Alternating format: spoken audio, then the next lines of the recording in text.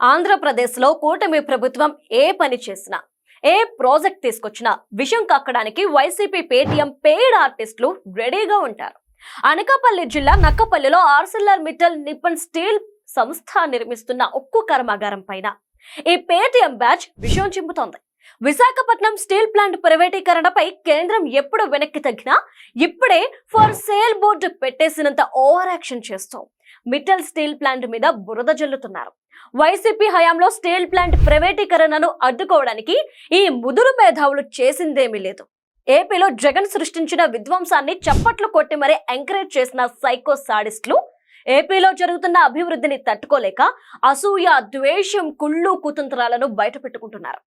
Visakhapatnam steel plant యజమాని కేంద్ర ప్రభుత్వం వరుసగా నష్టాలు వస్తున్నాయని వైజాగ్ స్టీల్ ని ప్రైవేటీకరణపై చాలా ఏళ్ల క్రితం వైసీపీ హయాంలో మోడీ సర్కార్ నిర్ణయం తీసుకుంది.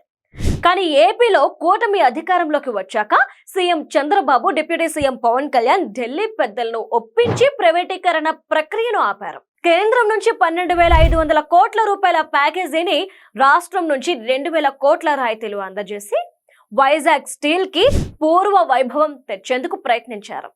2026 జనవరిలో స్టీల్ ప్లాంట్ లాభాల్లోకి రావడంతో చంద్రబాబు, పవన్ కళ్యాణ్ కృషి ఫలించింది. కానీ ఈ వాస్తవాన్ని వైసీపీ పేటీఎం బ్యాచ్ పొరపాటును కూడా చెప్పరు. ఎందుకంటే ఈ నీలి కూలీల కళ్లకు బాబు గారు చేసే మంచి పనులు అస్సలు కనిపించవు. అడ్డగోలుగా అబద్ధాలు చెప్తూ ప్రజల్ని మిస్లీడ్ చేయడమే లక్ష్యంగా రెచ్చిపోతున్నారు. విశాఖ స్టీల్ ప్లాంట్ ని పోస్కో, టాటా, జిందాల్ కంపెనీలకు అమ్మాలని చూసినా వాళ్ళెవ్వరూ కొనడానికి ముందుకు రాలేదంట. ప్రజల అభివృద్ధికి, రాష్ట్ర పురోగతికి తెలివితేటలు వాడాల్సిన మేధావులు విద్వేషాలు పెంచి విధ్వంసం సృష్టించే సైకోలకు బానిసలుగా మారడం ఏపీ ప్రజల దురదృష్టం. రాష్ట్రానికి పట్టిన చీడ పురుగుల్లా అనుక్షణం విషం చిమ్మే ఈ పేటీఎం బ్యాచ్ చేసే విద్వేష ప్రచారాల పట్ల ప్రజలు అప్రమత్తంగా ఉండాలి.